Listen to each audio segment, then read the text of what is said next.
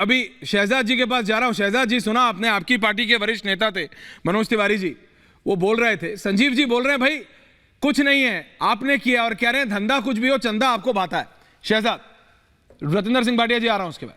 शहजाद जी, ऐसा है कि संजीव झा जी ये सारी बातें कोर्ट में एक नहीं अनेकों बार कह चुके हैं।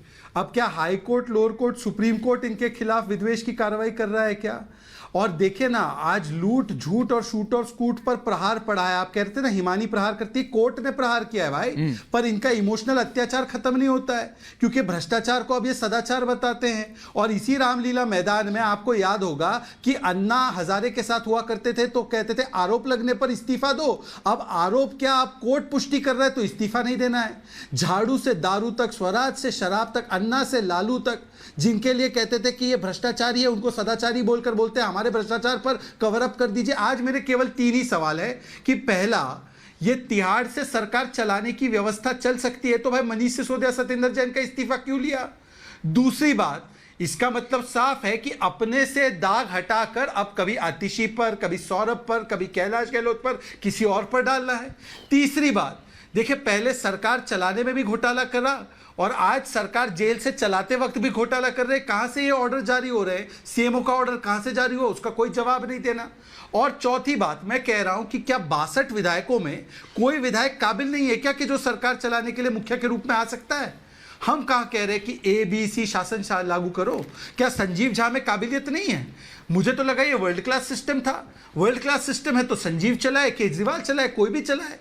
अरे भाई, केजरीवाल जी का इस्तीफा क्यों नहीं होगा? ये तो खुद कहते थे ना आरोप लगने पर इस्तीफा हो। और सिसोदिया जी का इस्तीफा क्यों ले लिया फिर? सत्येंद्र जैन का इस्तीफा क्यों ले लिया फिर? आज बात स्पष्ट है कि पहले भ्रष्टाचार करो, फिर कोर्ट राहत ना दे तो अत्याचार चिल्लाओ और विक्टिमहुड कार्ड खेलो। और इनसे पूछिए कि आज उन्हीं भ्रष्टाचारियों के साथ हो गए जिनको ये भ्रष्टाचारी कह कह के रामलीला में कोसते थे। संजीव झा जी, संजीव झा जी, बीजेपी को बस ये प्रॉब्लम है, देखिए कि अरविंद केजरीवाल जेल से सरकार कैसे चला रहा है। बीजेपी पॉलिटिकल पार्टी है ना, शायद शहजाद हो, मनोज तिवारी हो, उनके वरिष्ठ नेताओं, जितनी पत्रकार वार्ताएं होती हैं और आप भी उसी को डिफेंड करते हैं, जनता देख रही है। बीजेपी कह रही है भाई अरविंद केजरीवाल अरेस्ट हो गए, आज तो जुडिशियल कस्टडी में चले गए, जेल से सरकार कैसे चलाएंगे अरविंद केजरीवाल? मतलब लेफ्टिनेंट गवर्नर ने भी बोल दिया कि जेल से सरकार नहीं चलने दूंगा, लेकिन कोर्ट ने बोला चल सकती। लेकिन आम आदमी पार्टी, आम आदमी पार्टी, संजीव झा जी, आम आदमी पार्टी जो कहती थी that we are better than Congress and BJP, Congress और बीजेपी से बेहतर है, आप कहां बेहतर? आप तो उनसे भी खराब नहीं साबित हो रहे हैं।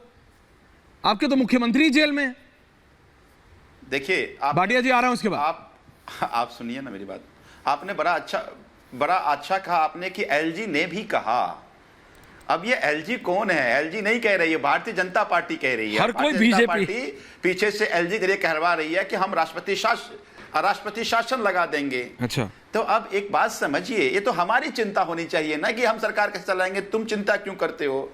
और इतनी ही चिंता थी तो मणिपुर के तो मुख्यमंत्री ने कहा था कि यहाँ लॉ एंड ऑर्डर का बहुत बुरा हाल है, सरकार नहीं चल रहा है, क्या कुछ नहीं हो रहा है, और तो आप लगाते प्रेसिडेंट रूल।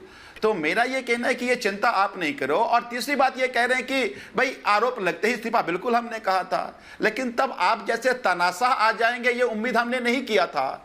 आज एक बात समझिए, अगर इस्तीफे की बात हो तो सभी एमएलए, मंत्री और विधायक जोड़ दीजिए तो 195 एफआईआर हैं, लेकिन 145 एफआईआर में कोर्ट कह चुकी है, जिसका फैसला आ गया है। लेकिन 6 साल बाद 7 साल फैसला आया है कि पुलिस ने पार्टी की तरह काम किया है, पॉलिटिकली मोटिवेटेड एफआईआर था।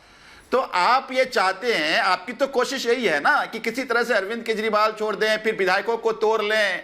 आप सबको कह भी रहे हैं, घूम भी रहे हैं, इनके लोग, इनके एजेंट घूम रहे हैं और ये कह रहे हैं सभी विधायकों को कि भाई प्रेसिडेंट रूल लगेगा, ऐसी पार्टी में रह के क्या होगा, हमारी पार्टी में आ जाओ, पैसे देंगे, पोजीशन देंगे। जो इनका हथकंडा है वो अपनाने की कोशिश कर रहे हैं। और यही बात अरविंद केजरीवाल डे 1 से कह रहे थे, आपको याद होगा। जो बात उन्होंने कहा, एक एक बात सच साबित हुआ। उन्होंने पहले कहा सत्येंद्र जैन को जेल भेजेंगे, जेल भेजा, मनीष जी को जेल भेजेंगे, जेल भेजा, हमको जेल भेजेंगे, उन्होंने जेल भेजा। फिर कहा कि हमारे जेल भेजने के बाद पार्टी तोड़ने की कोशिश करेंगे। देखिए पंजाब में कोशिश किया और एक सांसद एक विधायक को तोड़ने सफल भी हुए। दिल्ली में खूब कोशिश कर रहे हैं। तो अरविंद केजरीवाल जी ने एक एक जो बात कहा वो सारी बातें भारतीय जनता पार्टी को नब्ज को जानते हैं। और अरविंद केजरीवाल ही एक बात ऐसे व्यक्ति है जो इनको चुनौती देंगे। देखिए संजीव झा बोलेंगे नहीं, बट आम आदमी party is a person centric party.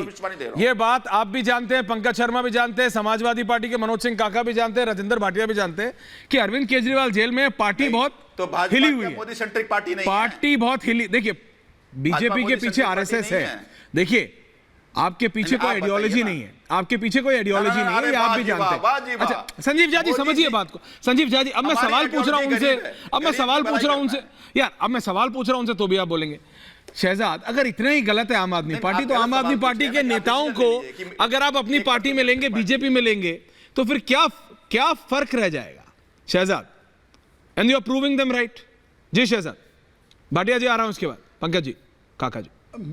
देखिए ऐसा है, हाँ। ऐश्वर्या जी, हाँ सर, ऐश्वर्या जी, मेरे भाई संजीव एक चुने हुए विधायक है। बिल्कुल है। और चुने हुए विधायक जब कोई स्टेटमेंट देता है ना तो वो और गंभीरता से लिया जाना चाहिए।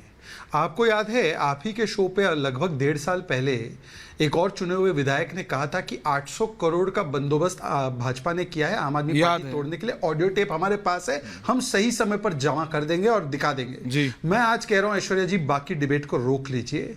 ये ऑडियो टेप संजीव झा के पास जरूर होगा, इसको प्ले करके भाजपा को तुरंत एक्सपोज करवा ही दीजिए। और देखिए इतना बड़ा गुनाह अगर भाजपा इनके पास प्रमाण है तो इतने वक्त तक उस पर बैठे रहना ये तो और भी बड़ा गुनाह है। तो मैं इसलिए कह रहा हूं ऐश्वर्या जी, अभी डिबेट को स्थगित करवा के वो ऑडियो टेप तुरंत मंगवा के इसको प्ले कर दीजिए और भाजपा के मुंह पर, मेरे मुंह पर एक करारा तमाचा मारिए।